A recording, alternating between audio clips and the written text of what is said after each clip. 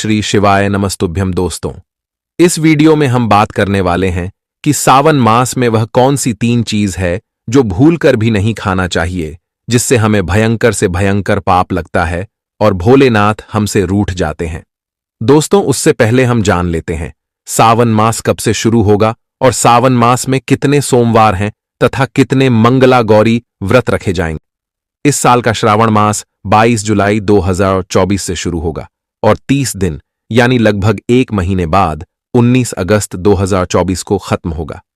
इस माह में भगवान शिव को प्रसन्न करने के लिए शिव भक्तों के द्वारा विधि विधान से पूजा अर्चना की जाती है।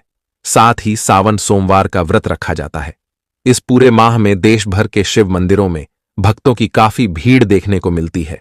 मान्यता है कि जो कोई भक्त सावन माह में विधिपूर्वक पूजा करता है उसे महादेव का आशीर्वाद प्राप्त होता है। सावन में सोमवार का व्रत रखने से अविवाहित लड़कियों को योग्य वर प्राप्त होता है और शादीशुदा जातकों का वैवाहिक जीवन सुखमय होता है। सावन सोमवार व्रत से व्यक्ति के सभी पाप नष्ट हो जाते हैं। हिंदू धर्म में भगवान शिव शंकर को सभी देवों में उच्च स्थान प्राप्त है, इसलिए वे देवों के देव महादेव कहलाते हैं। शिवजी की कृपा पाने के लिए सावन का महीना सबसे उत्तम माना जाता है। ऐसे में इस माह आप उनकी पसंदीदा चीजें अर्पित करके शिव शंभू की कृपा पा सकते हैं।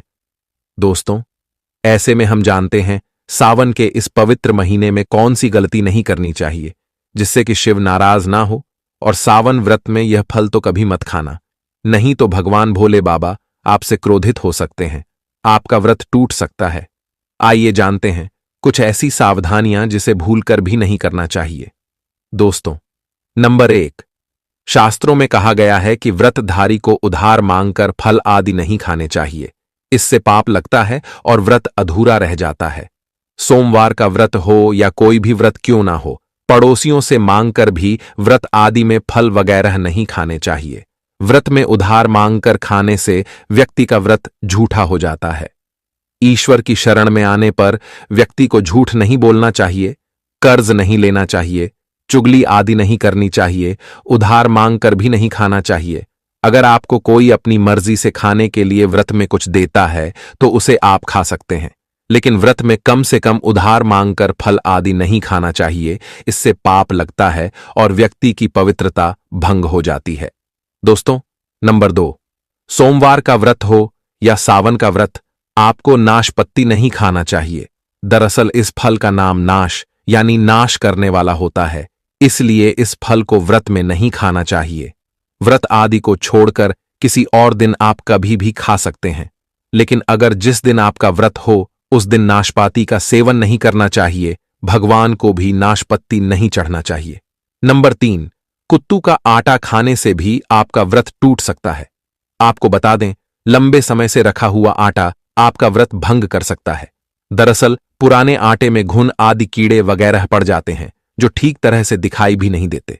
ऐसा आटा खाने पर दरअसल आप मांस का सेवन करते हैं और व्रत में कीड़े खाना घोर पाप के बराबर माना गया है और आपका व्रत भी भंग हो जाता है।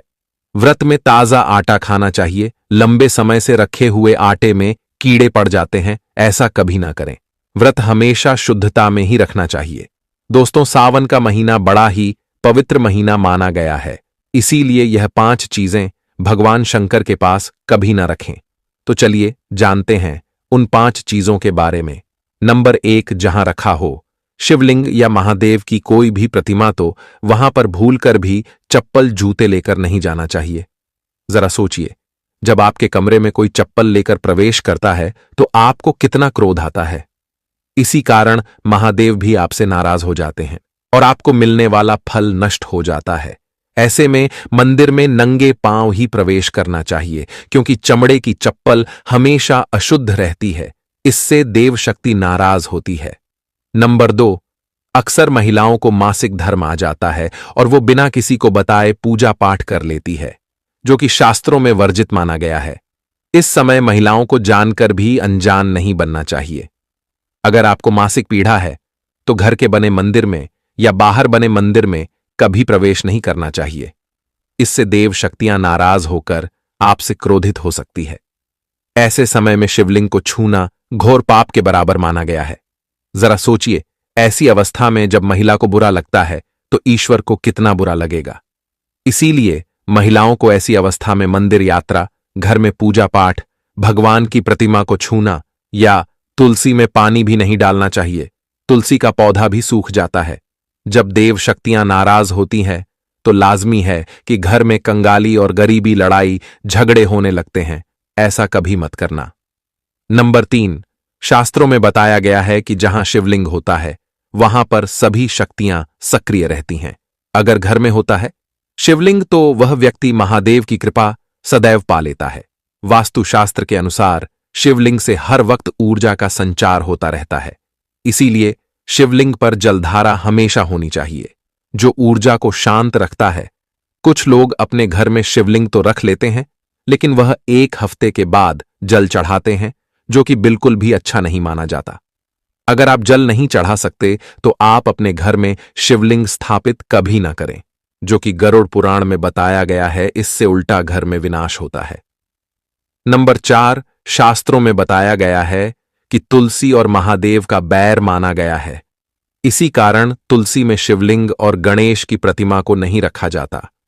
कई लोग जाने अनजाने में शिवलिंग को तुलसी में रख देते हैं और घर में परेशानियां आना शुरू हो जाती हैं। इससे महाशक्तियां क्रोधित हो जाती हैं। शिवलिंग पर तुलसी भी नहीं चढ़ना चाहिए। तुलसी में और शिवलिंग में कुछ दूरी होनी चाहिए। नंबर 5, घर का मंदिर या बाहर का मंदिर। किसी भी मंदिर में ऐसे व्यक्ति को प्रवेश नहीं करना चाहिए जिसने स्त्री प्रसंग अर्थात संभोग किया हो या उसने मांस खाया हो। अगर आप शारीरिक रूप से गंदे हैं तो मंदिर के आसपास भी नहीं जाना चाहिए। घर के बने मंदिर में कोई कपड़ा आदि डाल देना चाहिए। जरा आप ही सोचिए, क्या आप मांस खाकर या स्त्री के साथ शारीरिक संबंध बनाकर भगवान के पास जाएंगे और क्या वह आपसे प्रसन्न होंगे? बिल्कुल भी नहीं। वह आपसे क्रोधित हो सकते हैं और आपसे नाराज हो जाएंगे। शास्त्रों में इसे घोर पाप माना गया है। इससे व्यक्ति नरक में जाता है। ऐसा दुष्ट स्वभाव मनुष्य की बर्बादी का कारण माना गया है। ऐसा ना करें। ईश्वर के सामने हमेशा नहा धोकर मन पवित्र लेकर ही जाना चाहिए। इससे सभी शक्तियां आपसे प्रसन्न रहती हैं। दोस्तों, सावन के महीने में महादेव को ऐसे बेलपत्र कभी मत चढ़ना, बहुत ही अशुभ माना जाता है। दोस्तों, पौराणिक मान्यताओं के अनुसार बेलपत्र चढ़ाने से शिवजी का मस्तक शीतल रहता है।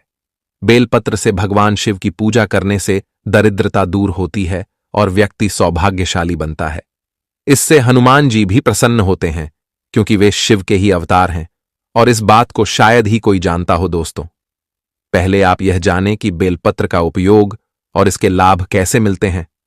नंबर 1, तीनों लोकों में जितने तीर्थ स्थल प्रसिद्ध हैं वे सभी तीर्थ स्थल बेलपत्र के मूल भाग में स्थित माने जाते हैं। इस बात को शायद ही कोई जानता हो।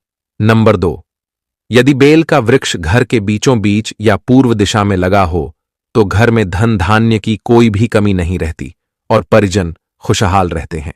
नंबर 3, जो व्यक्ति बेल के वृक्ष के मूल भाग की गंध पुष्प आदि से पूजा अर्चना करता है उसे मृत्यु के पश्चात शिवलोक की प्राप्ति होती है। दोस्तों, हम बात करते हैं सावन सोमवार व्रत में क्या नहीं खाना चाहिए। तो देखिए दोस्तों, सावन व्रत में बेसन, मैदा, अनाज से परहेज किया जाता है। व्रत रखने से शरीर को डिटॉक्स करने में मदद मिलती है। इसलिए आपको इस दौरान मांस, मछली और अंडे का सेवन करने से भी बचना चाहिए। सावन व्रत में कुछ लोग सफेद नमक का सेवन नहीं करते। इसकी जगह आप सेंधा नमक खा सकते हैं।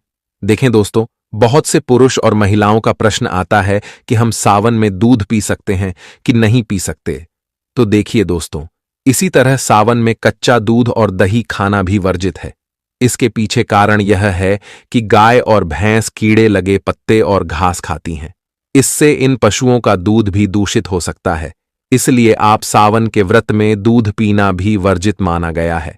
दोस्तों, वीडियो में आगे बढ़ने से पहले आपसे निवेदन है कि कमेंट बॉक्स में हर हर महादेव और माता पार्वती का नाम लिखें। दोस्तों, आगे वीडियो में हम बात करने वाले हैं कि सावन महीने में सुहागिन महिलाओं को यह काम जरूर करना चाहिए, जिससे उनके परिवार में सुख समृद्धि बनी रहती है तथा पति की लंबी आयु में वृद्धि होती है।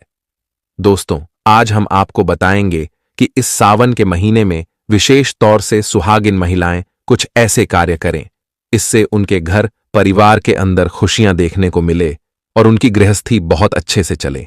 सुहागिन महिलाओं को सावन के महीने विशेष के अंदर कुछ ऐसे कार्य जरूर करने चाहिए जिससे उनके जीवन में सफलता प्राप्त हो और उनकी घर गृहस्थी बहुत ही अच्छे तरीके से चले। तो दोस्तों, बात करते हैं ऐसे कौन से कार्य है इस सुहागिन की महिलाओं को विशेष तौर से सावन के महीने के अंदर करने चाहिए। दोस्तों, सबसे पहला कार्य है कि सुहागिन महिलाएं, जब भी आप सोमवार का व्रत रखती हैं और सावन के सोमवार शिवजी को जल अर्पित करती हैं, सुहागिन महिलाएं बाल जरूर धोएं। दोस्तों, सुहागिन महिलाएं बिना बाल धोए सोमवार का व्रत नहीं रखें। सुहागिन महिलाएं अगर सावन महीने में सोमवार व्रत बाल धोकर व्रत रखते हैं तो उन्हें उनका फल या जो भी विश है वह भगवान भोलेनाथ पूरा कर देते हैं। और दोस्तों, कहा जाता है कि पूरे सावन के महीने के अंदर भोलेनाथ सुबह के समय इस धरती पर माता गौरी के साथ भ्रमण करने के लिए निकलते हैं। तो सावन के महीने में दोस्तों, सुहागिन महिलाओं को विशेष तौर से यह ध्यान रखना चाहिए कि सुबह जल्दी उठकर ब्रह्म मुहूर्त में उठकर स्नान कर लें और घर की साफ सफाई का विशेष तौर से ध्यान रखें। अगर आप अपने घर की साफ सफाई का ध्यान नहीं रखेंगे तो हो सकता है कि भोलेनाथ आपके घर के अंदर प्रवेश नहीं करें, या भोलेनाथ की जो आपने भक्ति की है उसका खुश होकर परिणाम आपको नहीं मिले। इसीलिए आपको सावन के पवित्र महीने के अंदर अपने घर की साफ सफाई का विशेष तौर से